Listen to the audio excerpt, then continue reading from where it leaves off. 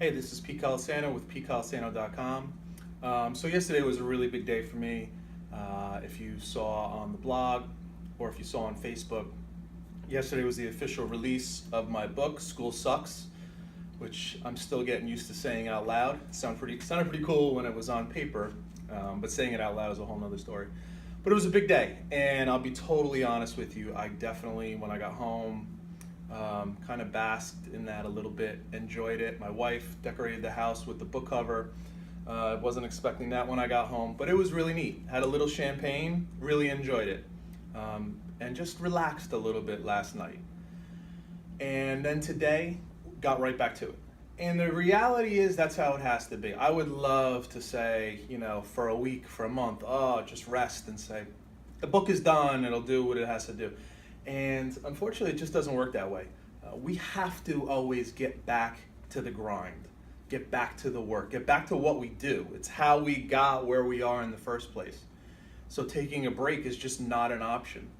Recently, Derek Jeter had his number retired with the Yankees. Nobody will ever be allowed to play for the Yankees and wear number 2, which is an awesome honor to have. I mean, that's just saying how great you are. You're up there with incredible players like Babe Ruth, Mickey Mantle, DiMaggio, and the list goes on and on. I mean, there's so many great Yankees, they're running out of numbers to use. But one thing you can take from Derek Jeter, it wasn't his talent. He wasn't the most talented player ever to put on the pinstripes for the Yankees. Not even close, frankly. But what he did was grind every single day. And even more than that, every at-bat, every inning he was on the field, he would grind it out. I mean, he was the hardest working guy there was. Second place wasn't okay. He never took breaks. There was a reason they called him the captain. When he first came up, he was just a kid. But then he was the captain, and they just called him the captain because he set the standard for everybody else. But he had to work at that himself all the time. It's amazing. You think of someone like Tom Brady, whether you like the Patriots or not. He's 38, 39 years old, and he might have had his best season ever last season and winning a Super Bowl, but his actual play on the field might have been better than ever. That doesn't happen by accident. He's just not lucky. That happens because he never rests. He always gets in the grind. He works at his craft all the time. And you can say that about anybody who's really good at what they do. Yeah, once in a while you got to stop and smell the rose and say, hey, this was good. And then you just got to get right back to it. So today, I got right back to it. I don't have time to just wait and hope things happen.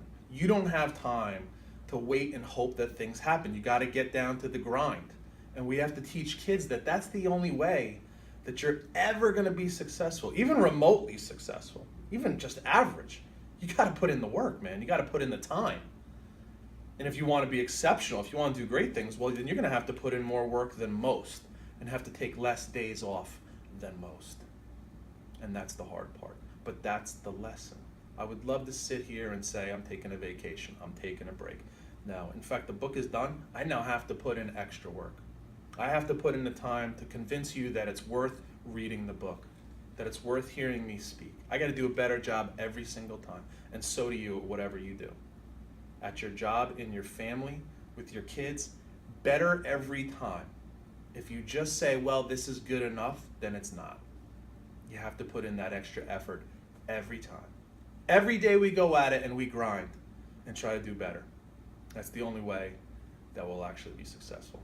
So, check out School Sucks if you get a chance. And for PeteCalisano.com, I'm Pete Calisano.